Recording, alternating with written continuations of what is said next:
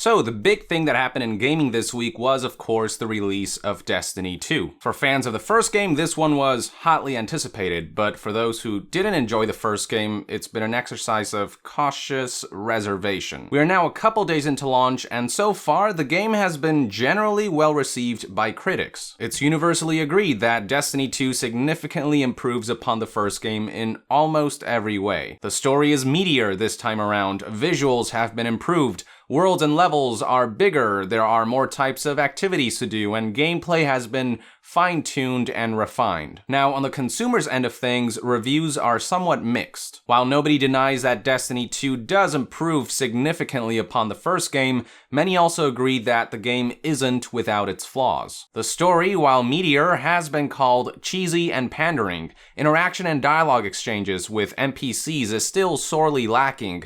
Gameplay is still criticized for how repetitive and grindy it is. The random number generator nature of loot isn't something that players are fond of. The way the game is balanced around PvP rather than keeping PvE and PvP separate has been a major source of frustration. And the lack of dedicated servers for PvP and the downgrade from 6v6 to 4v4 is still an issue. But all things considered, Destiny 2 is at its core an overhauled, refined continuation of Destiny 1. For the most part, it's more of the same but better. It's a jack of all trades but a master of none. For some, that'll be good enough, while for others, it's not a big enough step forward to convert them. So yeah, there will definitely be a wide variety of opinions on that front, but one aspect of the game that not even Destiny hardcore fans can get behind is the way microtransactions has been implemented. Yep, the Eververse trading company is back with a vengeance, accompanied by the familiar in-game currency, silver. So here's how microtransactions work in Destiny 2. First, you have to buy in-game currency with real money through typical tiered packages that microtransaction systems use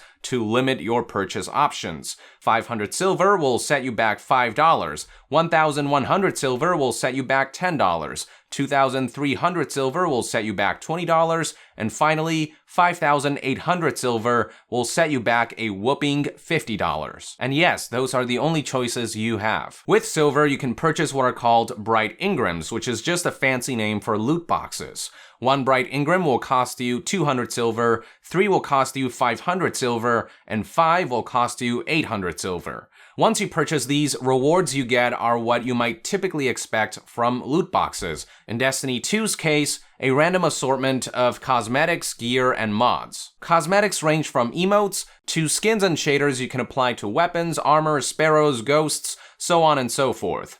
Gear you get from Bright Engram are all low level. The common practice is to dismantle these into a separate currency called Bright Dust, with which you can purchase something specific from a featured pool of items in the Eververse. Speaking of which, a certain amount of Bright Dust is also another reward you might get with Bright Engrams. Finally, Bright Engrams may also grant you weapon or armor mods that can boost your character in a number of ways. Mods include ability cooldown armor mods, which decrease the cooldown of a subclass ability, character stats armor mods, which enhances character stats like resilience, mobility, and recovery, weapon stat armor mods, which enhances weapon stats like handling, stability, and reload speed, and finally, elemental weapon mods, which changes the element of a weapon. I wouldn't go as far as calling this pay to win, since Bright Engrams, Bright Dust, and equivalent mods can be obtained in-game, but this does still allow people to use real money to grow more powerful a little quicker, which, while not a deal breaker, it is still a shitty system to implement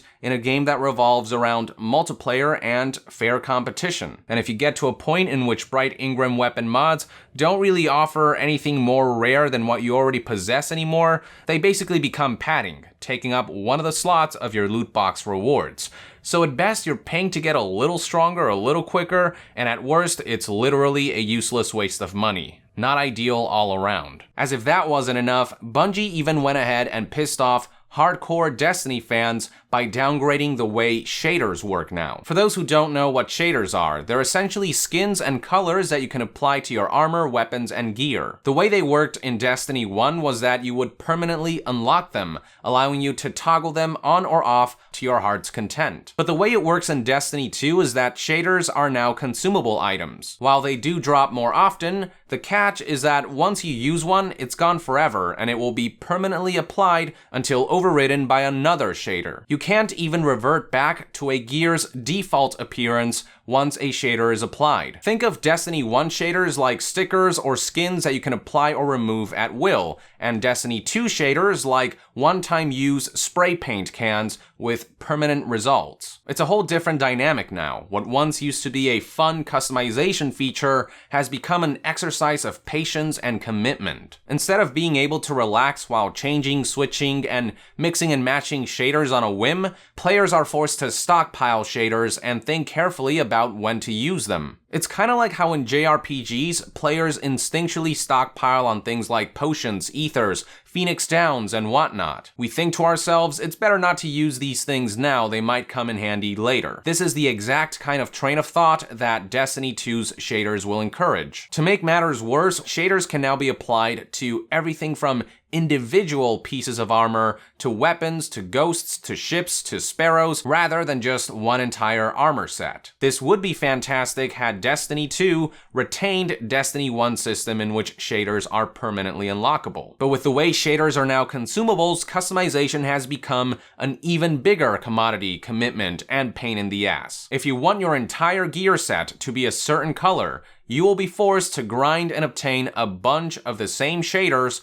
and apply them to each gear individually. And say that once applied, you don't end up liking the look, then you're out of luck. You're stuck with that until you grind for and apply new shaders. Or maybe you do like this shader, but find better gear along the way. Too bad. Get ready to ditch your old set that you spent all that time and currency grinding and shading, and prepare to do it all over again for your new gear set. In Destiny 1, on the other hand, you'd just be able to switch your armor and then use your unlocked shader and apply it however you want. It's also worth noting that some shaders are more rare than others. There might be a shader that you really like that you can only obtain by completing a difficult raid or something. But with the way loot is randomized, you may have to do the same raid dozens of times before you can obtain enough of these rare shaders to apply them to your entire gear set. But even then, you may not want to, since your hard-earned shaders might be best applied to better gear you might obtain in the near future. Hell, I imagine that a lot of people won't be using shaders until the very end,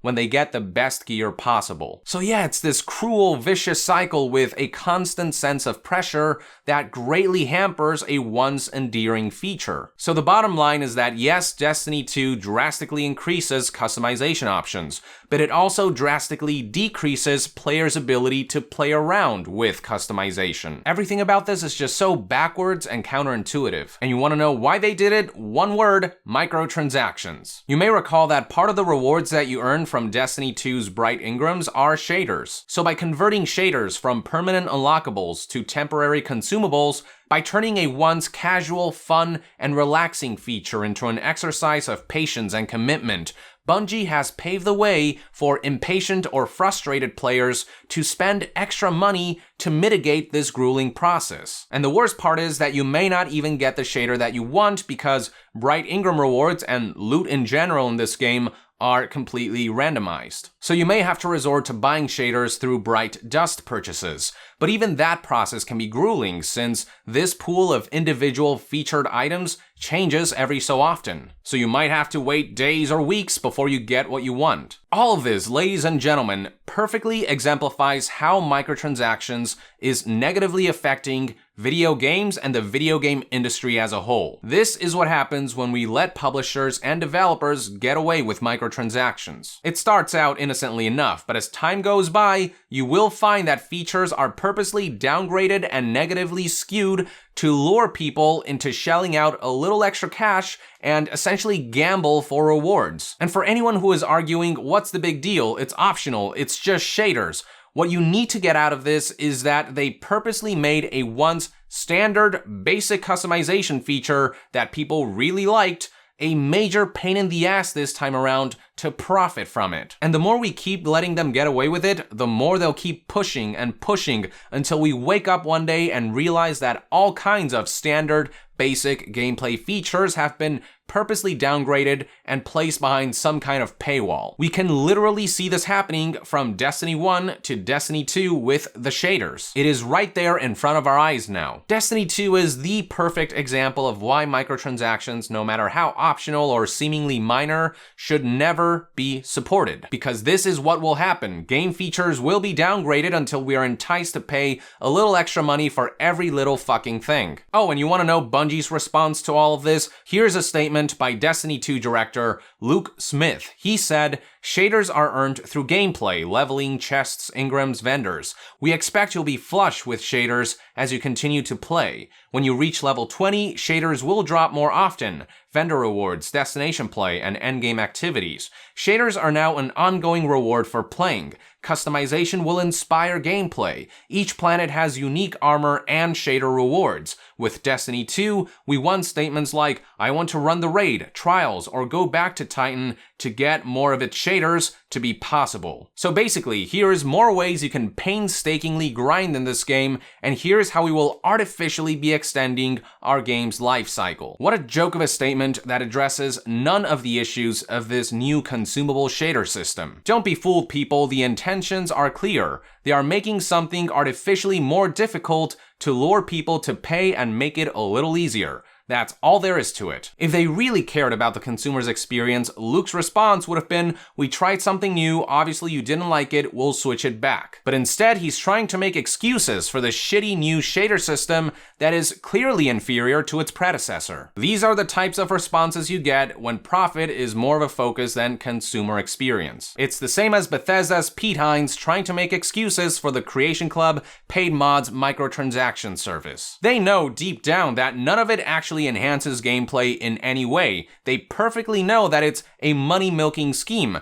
so they have to twist the conversation and sell these things like they're something we want when we all know that we definitely don't. Slowly but surely, in small but significant ways, this is the direction that the gaming industry is steadily heading into. We can either keep making excuses for these companies and their shitty practices and talk about how it's optional or not a big deal and let them get away with it, or we can put our money where our mouths are and do something about it. Because at this rate, basic video game features and balance will stray further and further into a paywall. With that, I would like to end this news update and discussion video. Thank you for tuning in. I would love to hear what your thoughts are on Destiny 2's microtransactions and new shader system in the comments below. Also, if you enjoy my content, consider supporting me on Patreon to help our community remain independent from third-party sponsorship and corporate interference. And to be further updated on all things gaming news, reviews, and discussions, stay tuned right here on Young Yeah.